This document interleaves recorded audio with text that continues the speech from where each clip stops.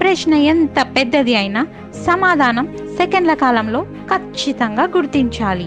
మరి దానికోసం ఒక మంచి మెంటర్ కావాలి. ఆయనే విఎంఆర్. ఎంతటి క్లిష్టమైన ప్రశ్న అయినా నూతన పద్ధతులలో పరీక్షా సరళికి తగినట్లుగా బోధించడంలో దిట్ట. విఎంఆర్ శిక్షణలో ప్రభుత్వ ఉద్యోగాలలో సెటిల్ అయిన విద్యార్థులు కొల్లలు. మరి ఆయన షార్ట్ కట్స్ ఎక్కడ దొరుకుతాయి? ఆయన ఎక్కడ చెబుతారు? తెలుసుకోవాలని ఉందా? మరెందుకు ఆలస్యం? రండి తెలుసుకుందాం. ఆయనే కాదు, ఆయనతో పాటుగా ఆయన లాంటి ఎఫిషియెంట్ ఫ్యాకల్టీతో కూడిన విఎంఆర్ లాజిక్స్ టీమ్ను ఇప్పుడు మీకు పరిచయం చేస్తున్నాం. ఇన్కమ్ ఇచ్చి ఎక్స్పెండిచర్ ఇచ్చాడు, ఆదాయం ఇచ్చి ఖర్చు అడిగాడు, ఎస్పీ ఇచ్చి సిపి అడిగాడు. So it's backward. East right is south, east left is north. తూర్పుకి కుడివైపున దక్షిణము, తూర్పు. Now positive doesn't mean the positive or negative charge. Goa తీరగ పొడవు ఎంత? 36. స్వేచ్ఛ వ్యాపారంలో ఇండియా స్థానం ఎంత? 63. 1620 కిలోమీటర్ల పొడవున ఉత్తరప్రదేశ్ రాష్ట్రంలో Allahabad up to Haldia in West Bengal. రెండు ఉభయ రాష్ట్రాల్లో ఇవాళ VMR logics, VMR is a brand. కేంద్రకానికి బయట ఉన్నటువంటి కణాన్ని ఎలక్ట్రాన్ అని పిలవడం. రాజా తోడరమల్ ఏంటండి అంటే ఇది రెవెన్యూ మినిస్టర్ అండి. ఓకే, ఆయన అక్బర్ దగ్గర పనిచేస్తారు. అంతకంటే మన భారతదేశం యొక్క పరిశ్రమలన్నీ కూడా క్షీణ దశలోకి వెళ్ళిపోయాయి, మొత్తం కూడా ఖాయిలా పడ్డాయి. సో పాలిట్ ముందుగా ఉన్న దృఢమైన ముడతలను పాలిటిన్ రూగే అని బిల్లును ఆమోదించమని మంత్రిమండలి చెప్తే ఆ మంత్రిమండలి యొక్క నిర్ణయానికి వ్యతిరేకంగా ఇప్పుడు హౌసెస్ రూఫ్ అని అంటే ఉద్దేశం ఏంటంటే ఇంటి యొక్క కప్పు. ప్రాపర్టీస్ ఏంటి అనే అంశాలు చెప్పింది మాత్రము James Chad. Simple steps to reach VMR share in digital platform. Step 1, open your mobile. Step 2, go to Play Store.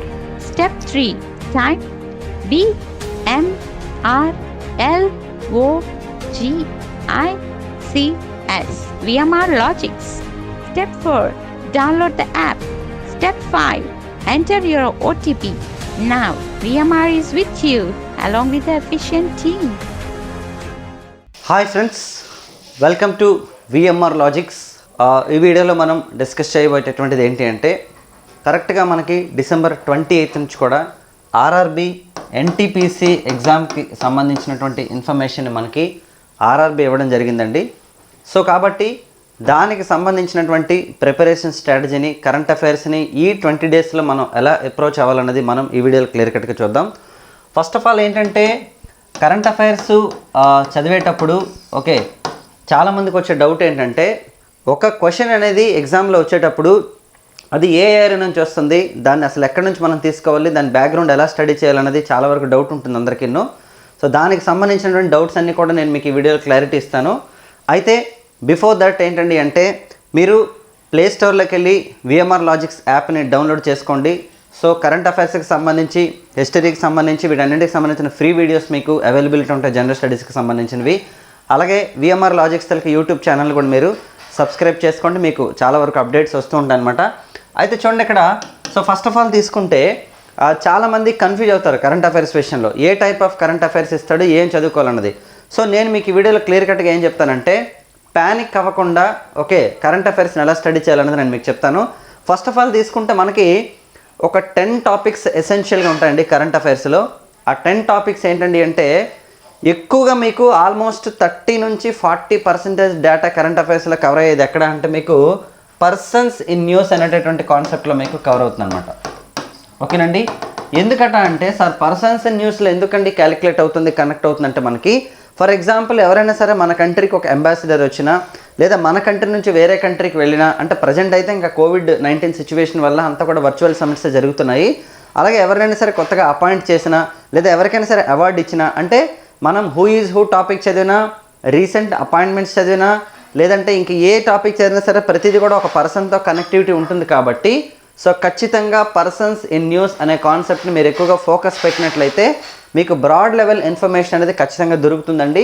So ఒక్కసారి చూద్దామండి ఏ ఏ టాపిక్స్ మీరు చదువుకుంటే బెటర్ అన్నది. చూడండి, ఈ ఇంపార్టెంట్ డేస్ అండ్ థీమ్స్ అనేది మీరు ఆగస్టు, సెప్టెంబరు, అక్టోబరు, నవంబరు చదువుకోవడానికి ట్రై చేయండి. చాలామందికి డౌట్ ఉంటుంది, సార్ 6 months చదవాలి కదా లేదా 1 year చదవాలి కదా అని.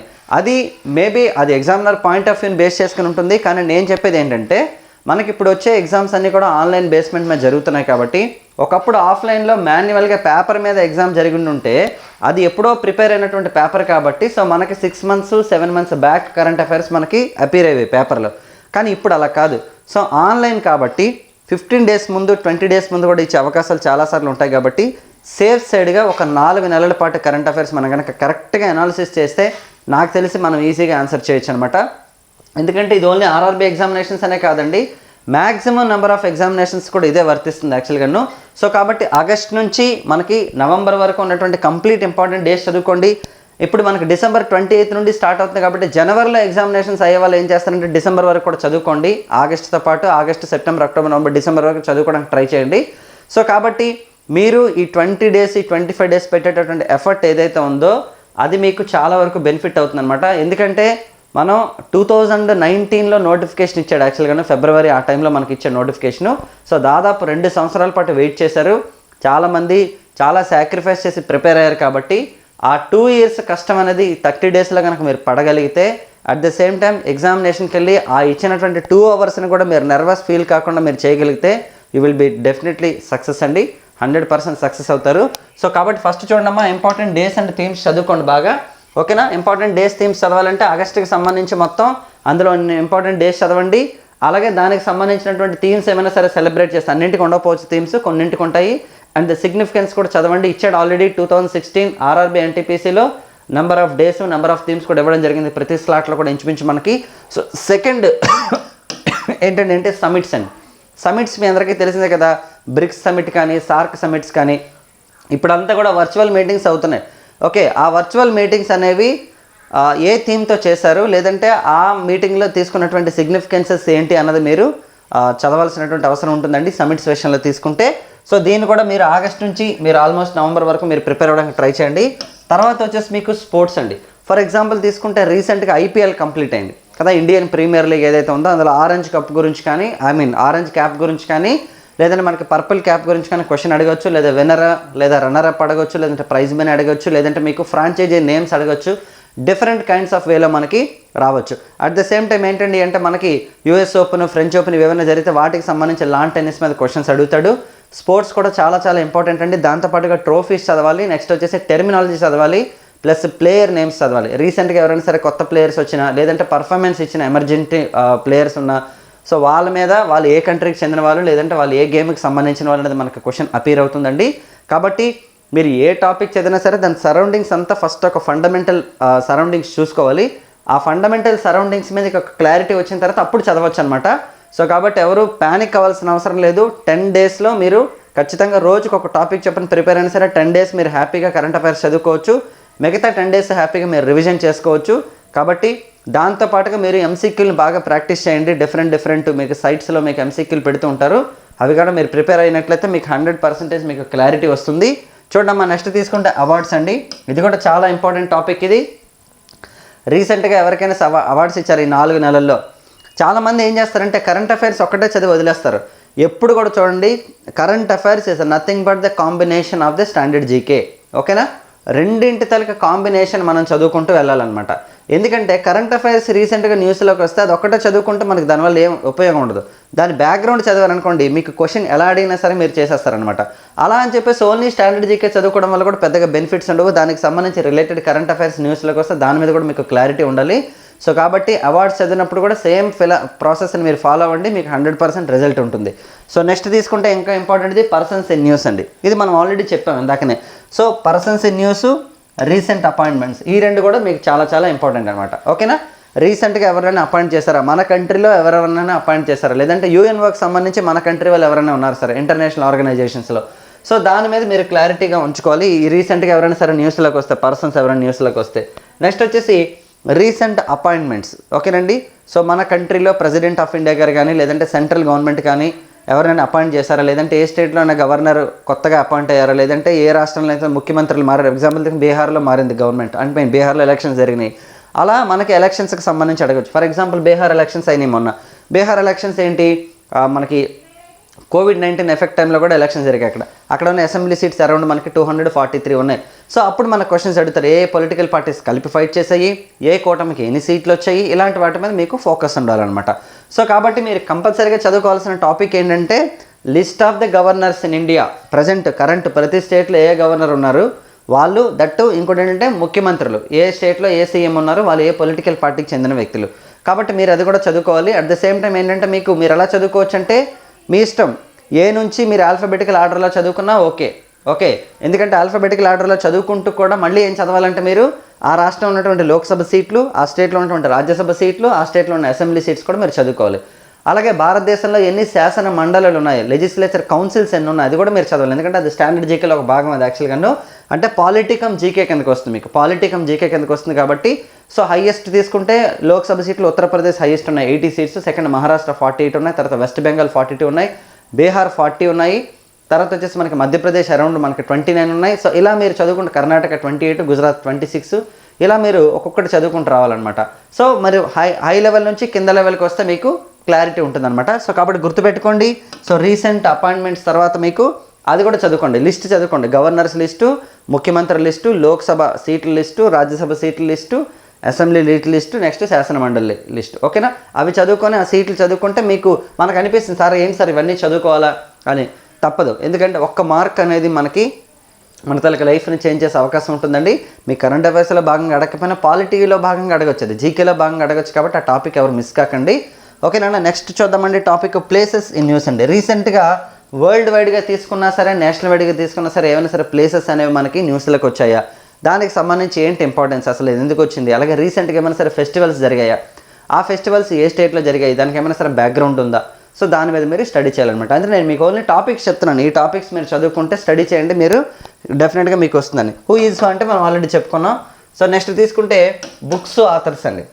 ఓకే, బుక్స్ ఆథర్స్ మీరు చదివేటప్పుడు ఏంటంటే రీసెంట్గా రాసిన బుక్స్ ఏవైనా సరే ఉంటే, అంటే ఎగ్జాంపుల్ మన ప్రెసిడెంట్ ఆఫ్ ఇండియా గారు కానీ, లేదంటే ప్రధానమంత్రి కానీ, లేదంటే ఎవరైనా మినిస్టర్లు కానీ, ఎవరైనా స్పోర్ట్స్ పర్సన్స్ కానీ, ఎవరైనా సరే సోషల్ యాక్టివిస్టులు కానీ, అట్ ద సేమ్ టైం మనకి ఎవరైనా ప్రొఫెషనల్ రైటర్స్ కానీ. ప్రొఫెషనల్ రైటర్స్ అంటే మనకి ఏంటంటే కంప్లీట్లీ వాళ్ళు లిటరేచర్ మీద ఫోకస్ పెట్టేవాళ్ళు అనమాట. ఎగ్జాంపుల్ తీసుకుంటే మనకి అరవింద్ అడిగా కానీ, లేదంటే మనకి నెక్స్ట్ వచ్చేసి మనకి అరుంధతి రాయ్ కానీ, లేదంటే వీళ్ళంతా కూడా ఫర్ ఎగ్జాంపుల్ చేతన్ భగత్ కానీ, వీళ్ళంతా మనకి ఏంటంటే కంప్లీట్లీ ప్రొఫెషనల్ రైటర్స్ అనమాట. సో వాళ్ళు రాసినటువంటి పుస్తకాలు ఏమైనా సరే మనకి ఇంపార్టెంట్ ఉన్నాయా, సో వాళ్ళు రాసేటటువంటి బుక్స్ని మనకి రీసెంట్గా ఏమైనా వచ్చాయా, అది దేన్ని రిప్రజెంట్ చేస్తున్నది వెరీ వెరీ వెరీ ఇంపార్టెంట్ అనమాట. నెక్స్ట్ తీసుకుంటే రీసెంట్గా పెట్టినటువంటి ప్రభుత్వ పథకాలని. ఎగ్జాంపుల్ తీసుకుంటే మనకు ఆత్మనిర్భర్ యోజన మీద ఖచ్చితంగా క్వశ్చన్ వచ్చే అవకాశం ఉంటుందండి. దాదాపు మనకి 20 లక్షల కోట్ల ప్యాకేజ్ అనౌన్స్ చేసింది, జీడిపిలో ఒక 10% తీసుకొని. సో కాబట్టి మీరు ఫోకస్ పెట్టుకొని చదవాలి. ఆత్మనిర్భర్ ప్యాకేజ్తో పాటుగా భారతదేశంలో ఆగస్టు, సెప్టెంబర్, అక్టోబర్, నవంబర్ మంత్లో ఏ స్కీమ్స్ అనేది మనకు ఇంట్రడ్యూస్ చేశారన్న దాని మీద కనుక మీరు ఫోకస్ పెట్టుకొని దాని బ్యాక్గ్రౌండ్ కనుక మీరు చదవగలిగితే మీకు కరెంట్ అఫైర్స్లో అంతకు మించి వచ్చే ఛాన్సెస్ ఉండవండి. యాక్చువల్గా మీరు కావాలంటే ఏ పేపర్ అయినా తీసుకొని చూసుకోండి. మీరు గ్రూప్ 2 తీసుకుంటారా, గ్రూప్ 1 తీసుకుంటారా, యూపీఎస్సీ తీసుకుంటారా, ఏవి తీసుకున్నా సరే టాపిక్స్ ఇవే, స్టాండర్డ్స్ మారుతాయి. ఓకేనా?